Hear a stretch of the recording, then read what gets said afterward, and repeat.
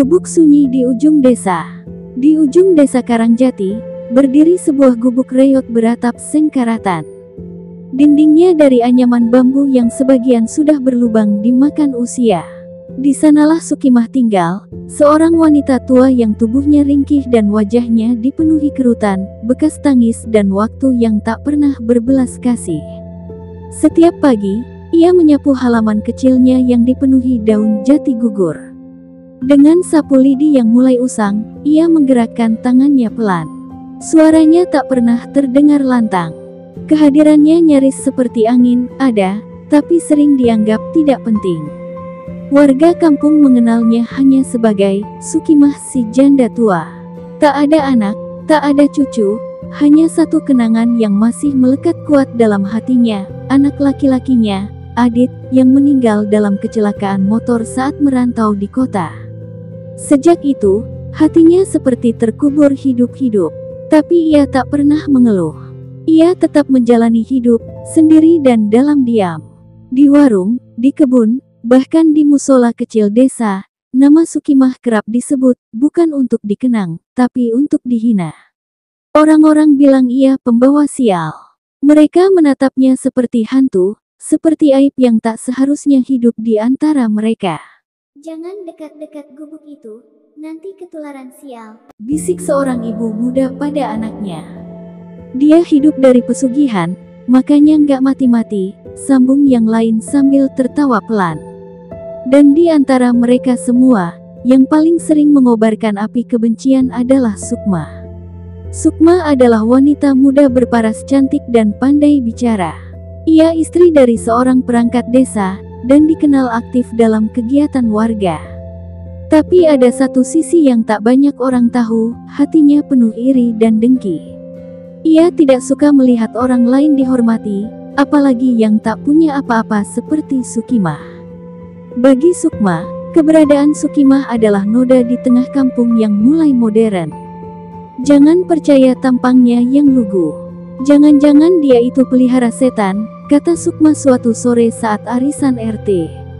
Kalau dia bukan dukun, kenapa bisa hidup sendirian terus? Nggak mati-mati juga padahal udah tua banget, celetuknya sambil disambut tawa geli yang menyesakkan. Sukimah hanya bisa menunduk saat berpapasan dengan warga. Ia tahu, namanya telah kotor di mata mereka. Namun hatinya tak menyimpan dendam. Ia hanya pulang, menutup pintu kayu rumahnya, lalu sujud di atas sajadah tuanya. Doa-doa tak lagi ia panjatkan untuk meminta rezeki. Ia hanya minta satu hal, agar diberi hati yang cukup kuat untuk bertahan tanpa membenci. Malam di Karangjati sunyi. Angin berbisik membawa dingin menusuk. Dan di dalam gubuk itu, Sukimah kembali menangis diam-diam, seperti yang ia lakukan setiap malam. Tapi esok harinya, ia akan tetap bangun, menyapu daun, dan tersenyum kecil, seolah tak pernah terjadi apa-apa. Fitnah berawal dari dendam. Hari-hari di desa Karangjati berlalu seperti biasa, pagi disambut ayam jago dan sore ditutup azan maghrib yang menggema dari surau kecil. Tapi di antara keheningan kampung, desas-desus mulai tumbuh seperti duri di semak sunyi. Dan duri itu berasal dari mulut seorang wanita muda bernama Sukma. Sukma memang pandai bersandiwara. Di hadapan banyak orang, ia tampak ramah, dermawan, dan aktif dalam kegiatan warga. Tapi di balik senyumnya yang manis, tersembunyi rasa iri yang dalam terhadap Sukimah. Bukan karena harta, karena Sukimah tak punya apa-apa. Bukan karena jabatan, karena Sukimah hanyalah wanita tua biasa. Tapi karena Sukma merasa terganggu melihat bagaimana Sukimah tetap kuat, meski sudah kehilangan segalanya. Sukimah tetap dihormati oleh beberapa tetua kampung yang tahu masa lalunya. Ia pernah menolong banyak orang saat muda, menjadi bidan kampung, menyumbang saat ada musibah, dan merawat orang-orang sakit, termasuk ibunda Sukma sendiri dulu. Namun Sukma tak suka mendengar namanya disebut bersanding dengan Sukimah. Sudah cukup, orang seperti dia tak pantas dihormati. Masa lalu itu tak berarti kalau sekarang hidupnya hina, begitu gumamnya. Dan dari gumaman itu, mulut Sukma mulai menyebar racun fitnah. Anakku sakit sejak main ke dekat rumah Bu Sukimah. Nggak tahu kenapa, tapi tiap malam demam tinggi, nangis terus. Kayak ada yang ganggu, ucapnya pada salah satu ibu muda. Jangan-jangan, dia ngirim sesuatu ya. Bisik yang lain. Aku juga mikir gitu. Aku rasa dia pelihara makhluk halus. Makanya hidupnya awet, padahal umur udah usur. Fitnah itu tumbuh cepat, seperti api yang menyambar ilalang kering, kata-kata Sukma menyebar ke seluruh sudut kampung. Dalam hitungan minggu, hampir semua warga mulai menjauhi Sukimah. Ada yang memalingkan muka saat ia lewat. Ada yang meludah ke tanah setelah berpapasan dengannya. Bahkan anak-anak pun ikut-ikutan, melempar batu kecil ke arah rumahnya sambil meneriakkan. Dukun, dukun tua. Sukimah hanya berdiri diam di balik pintu bambunya yang rapuh. Mata tuanya menyaksikan semuanya, tanpa kata, tanpa marah. Ia tahu dari mana sumbernya. Ia tahu siapa yang membakar kebencian itu. Tapi ia juga tahu satu hal, membalas hanya akan membuatnya sama dengan mereka. Suatu malam, setelah kejadian di mana seseorang menggantung bangkai ayam di pagar rumahnya, Sukimah bersujud lebih lama dari biasanya. Dalam tangis lirih yang hanya didengar langit, ia berkata, "Jika ini memang kehendakmu, aku terima. Tapi jika fitnah ini palsu, tunjukkanlah kebenaran pada waktu yang kau pilih. Bukan demi aku, tapi demi mereka yang buta." Dan malam itu, angin di desa Karangjati terasa lebih dingin. Seolah alam ikut mendengar doa seorang wanita tua yang hatinya berkeping, tapi tidak pernah retak oleh kebencian. Malam turun pelan-pelan di Karangjati. Lampu-lampu temaram menyala dari rumah-rumah warga, menyisakan satu sudut yang tetap gelap, gubuk milik Sukimah. Lampunya redup, nyaris padam. Bukan karena putus atau rusak, tapi karena ia memilih hidup seadanya, cukup untuk bertahan, cukup untuk menunggu waktu yang Tuhan izinkan. Di dalamnya, Sukimah duduk bersila di atas tikar tua. Di depannya, sebuah sajadah yang warnanya telah pudar, dan Al-Quran lusuh yang sudah mulai robek di tepinya. Suaranya lirih, tak terdengar siapapun. Ia berbicara pada Tuhan seolah sedang mengadukan sesuatu yang terlalu perih untuk diceritakan pada manusia. Lebih besar dari, "Ya Allah, aku tak tahu lagi harus bagaimana. Aku tak pernah menyakiti mereka. Aku bahkan masih mendoakan mereka. Tapi mengapa hatiku terus kau uji?" Air mata menetes, jatuh ke Al-Quran yang terbuka di surah Yasin. Tangis itu tak pernah terdengar oleh siapapun, karena Sukimah terlalu tahu cara menyembunyikannya. Ia menangis bukan untuk dikasihani, tapi karena hanya itu yang bisa ia lakukan agar tidak meledak oleh luka. Setiap pagi, meski hatinya lelah, ia tetap menyapu halaman. Ia tetap menyiapkan sarapan sederhana, nasi putih dengan garam dan sedikit tempe goreng. Ia tetap memberi makan ayam-ayam tetangganya yang sering masuk ke pekarangannya, meski tahu pemiliknya tak pernah menyapa.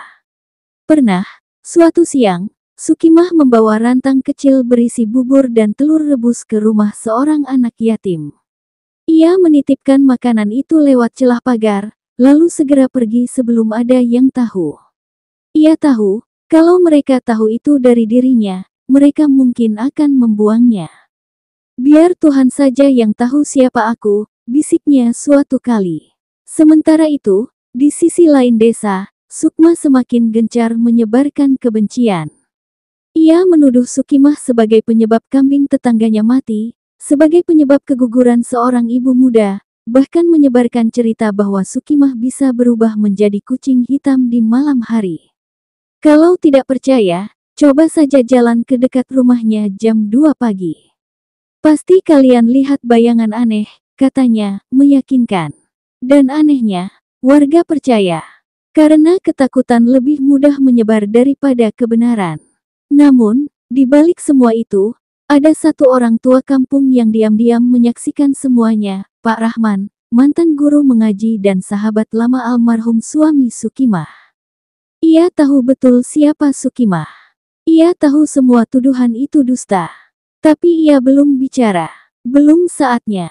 Ia ingin melihat apakah orang-orang akan tetap buta, atau akhirnya dihantam kenyataan pahit dari karma mereka sendiri. Malam demi malam berlalu, Sukimah tetap menjadi sasaran hinaan. Tapi hatinya tak membusuk. Ia memilih diam, berdoa, dan menunggu. Karena ia percaya, doa yang lahir dari luka dan kesabaran akan naik ke langit lebih cepat daripada fitnah yang berteriak di tanah. Musim kemarau tiba di Karangjati. Udara kering, tanah pecah-pecah, dan dedaunan berguguran seperti kehilangan semangat hidup. Tapi perubahan yang paling terasa bukan di langit, melainkan di dalam rumah Sukma. Rumah itu dulunya selalu ramai. Anak-anak berlarian, suaminya, Pak Darto, datang pulang membawa rezeki dari pekerjaannya sebagai pengurus desa. Tapi beberapa minggu terakhir, rumah itu seperti kehilangan cahaya. Tak ada tawa, tak ada suara, hanya tangisan samar dari kamar belakang. Anak bungsu Sukma sakit, demam tinggi berhari-hari, tubuhnya panas, menggigil, dan sering mengigau menyebut hal-hal yang tak dipahami siapapun. Bu, ada nenek hitam di pojokan. Bu, dia marah, dia marah. Sukma panik. Ia membawa anaknya ke bidan, ke mantri, bahkan ke pengobatan alternatif. Semua usaha ia lakukan. Tapi demam itu tak juga reda. Bahkan dokter di kota pun angkat tangan. Anak ibu sehat, tak ada yang aneh secara medis, kata mereka. Tapi mata Sukma tahu, ada yang salah. Dan dalam kepanikannya, Sukma mulai takut pada bayangannya sendiri. Setiap malam, suara tangisan anaknya menjadi mimpi buruk yang terus mengganggu. Ia mulai teringat pada semua fitnah yang ia lontarkan, bahwa Sukimah adalah penyebab penyakit, bahwa dia dukun, bahwa dia membawa sial. Tapi kini, justru anaknya sendiri yang sekarat. Sementara itu, Sukimah tetap hidup dalam diam. Ia tidak tahu bahwa anak Sukma sedang sakit. Ia bahkan tak pernah menaruh dendam. Tapi di malam yang sama ketika anak Sukma mulai mengigau parah, Sukimah bangun untuk tahajud dan berdoa lebih lama dari biasanya. Ia menyebut semua nama yang pernah menyakitinya, bukan untuk dikutuk, tapi untuk diampuni. Ya Allah, jika mereka menyakitiku karena tidak tahu, maka beri mereka pemahaman. Jika mereka tahu tapi tetap menyakiti, maka berikan aku kekuatan untuk tetap memaafkan. Dan doa itu naik ke langit, bersamaan dengan karma yang mulai turun ke bumi. Beberapa hari kemudian, suami Sukma kedapatan selingkuh. Ia tertangkap basah bersama wanita muda dari desa sebelah. Bukan hanya malu, tapi ia juga pergi meninggalkan rumah tanpa penjelasan, meninggalkan Sukma dengan 2 anak yang sakit dan usaha warung kecil yang mulai sepi pelanggan. Warga mulai bergumam, bukannya dia yang dulu bilang Sukimah bawa sial. Kok sekarang malah rumah tangganya yang hancur? Jangan-jangan karma ia. Sukma mulai merasakan sepi. Warga tak lagi mendekat seperti dulu. Mereka takut ketularan. Mereka tak bilang secara langsung, tapi tatapan mereka jelas. Tatapan yang dulu mereka arahkan ke Sukimah, kini mengarah ke dirinya. Dan di malam yang sunyi, ketika ia duduk sendirian di pojok rumahnya, Sukma menatap dinding dan berbisik pada dirinya sendiri. Apa aku, sudah keterlaluan? Tapi suara hatinya tenggelam oleh tangis anak yang terus menggema, dan rasa malu yang terlalu besar untuk diakui. Sementara itu, di gubuk yang jauh lebih reot, Sukimah menyiapkan air hangat untuk dirinya sendiri. Sendiri, seperti biasa. Tapi senyum kecilnya mulai kembali, meski samar. Bukan karena ia tahu Sukma sedang mendapat balasan. Tapi karena ia merasakan beban fitnah mulai terangkat sedikit demi sedikit. Karena kebenaran, meski dibungkam, akan tetap menemukan jalannya. Hari itu, matahari terasa lebih panas dari biasanya. Desa Karangjati sepi, seperti menahan napas. Di depan rumah Sukma, hanya ada sapu tergeletak dan jemuran yang tak disentuh angin. Warung kecilnya sudah lama tutup. Warga jarang mampir. Bukan karena dagangannya tak enak, tapi karena mereka takut pada karma yang perlahan menjalari hidup Sukma. Suami yang meninggalkannya tak pernah kembali. Anak bungsunya makin sering sakit-sakitan, hingga tubuhnya tinggal tulang dan kulit. Anak sulungnya mulai murung, sering mengurung diri di kamar. Dan Sukma kehilangan segalanya.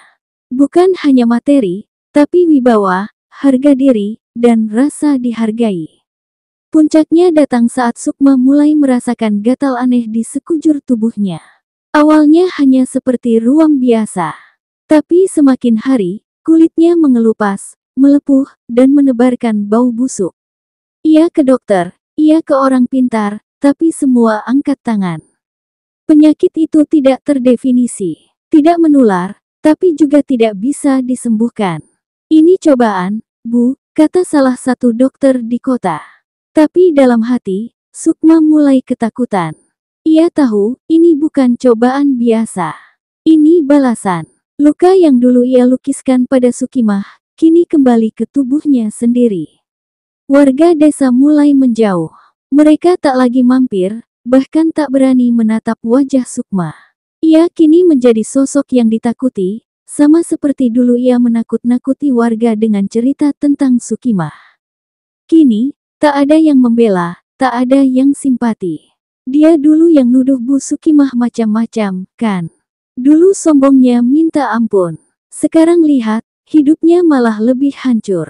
Itu yang namanya karma jalan, pelan, tapi pasti. Sukma hanya bisa duduk di pojok kamar, menghadap jendela yang tak pernah terbuka lagi. Rambutnya rontok, kulitnya nyaris tak bisa disentuh tanpa rasa perih. Ia mencoba menulis surat pada suaminya, tapi tak ada jawaban. Ia mencoba menghubungi saudaranya, tapi semuanya berpura-pura tak kenal. Dunia menjauh, sama seperti ia dulu menjauhkan dunia dari Sukimah. Dan di tengah keterpurukannya, ia teringat sosok tua yang selalu ia hina dulu. Ia menangis. Tangis yang bukan lagi karena sakit fisik, tapi sakit hati karena kesadaran yang terlambat datang. Bu Sukimah, saya yang salah. Sementara itu, di gubuk reotnya, Sukimah sedang duduk di bawah pohon jambu. Senja menutup langit dengan jingga yang syahdu. Beberapa anak kecil berlarian di dekat rumahnya. Kini, beberapa warga mulai datang diam-diam, membawa kue, menanyakan kabar, bahkan meminta maaf. Mereka tak lagi percaya pada fitnah lama. Mereka melihat sendiri, yang difitnah tetap hidup dalam damai, dan yang memfitnah kini merana dalam sepi. Sukimah tak pernah merasa menang. Ia hanya merasa lega bahwa luka hatinya pelan-pelan sembuh. Bukan karena pelaku meminta maaf, tapi karena Tuhan menunjukkan kebenaran dengan caranya sendiri. Dan luka akhirnya kembali kepada pemiliknya. Bukan sebagai balas dendam, tapi sebagai pelajaran yang tak bisa dibantah oleh siapapun. Malam itu langit tak berbintang. Awan menggantung tebal, dan angin mengusap dedaunan dengan suara lirih. Di dalam rumahnya yang semakin gelap dan sunyi, Sukma terbaring lemah. Tubuhnya dibalut perban, kulitnya merah dan membengkak. Setiap napas terasa berat, dan setiap detik terasa seperti hukuman yang tak berkesudahan. Tak ada lagi yang menemaninya. Anaknya kini dirawat di rumah sakit, sementara dirinya ditinggalkan begitu saja di rumah besar yang kini hanya menyimpan gemat tangis dan penyesalan. Aku harus minta maaf, aku harus minta maaf sebelum aku mati, bisiknya. Dengan sisa-sisa tenaga, Sukma memaksa tubuhnya bangun. Ia mengenakan kerudung tipis dan menyelimuti luka-lukanya semampunya. Malam itu, dengan dibantu tetangganya yang merasa kasihan, ia dibopong menuju gubuk kecil yang selama ini menjadi sumber fitnah dalam hidupnya, rumah Sukimah. Sukimah sedang duduk membaca Yasin ketika pintu gubuknya diketuk pelan. Saat dibuka, matanya membelalak. Di hadapannya, berdiri sosok yang dulu menyakitinya tanpa henti, Sukma, kini kurus, pucat, dan penuh luka di sekujur tubuh. Bu, saya mau minta maaf. Suaranya gemetar, pecah di ujung kalimat. Lututnya lemas, jatuh bersimpuh di depan wanita tua yang dulu ia hina, ia caci, ia fitnah tanpa ampun. Sukimah tak berkata apa-apa. Ia hanya memandang. Di matanya, tak ada amarah. Tak ada dendam, Hanya kesedihan yang dalam, melihat seseorang yang pernah membakar hidupnya, kini menjadi abu dari kesalahannya sendiri. Maafkan saya, Bu, semua yang saya katakan dulu bohong, saya hanya iri, saya sakit hati karena semua orang dulu hormat pada ibu, sementara saya. Sukma tak bisa melanjutkan. Suaranya tenggelam dalam tangis. Ia menciumi kaki Sukimah, yang hanya bisa mengelus kepala perempuan muda itu pelan. Nak, aku sudah memaafkanmu, bahkan sebelum kamu meminta. Aku ini cuma orang tua biasa. Aku juga pernah salah, tapi hidup bukan tempat untuk membalas. Kita cuma mampir sebentar, lalu kembali. Tangisan Sukma pecah.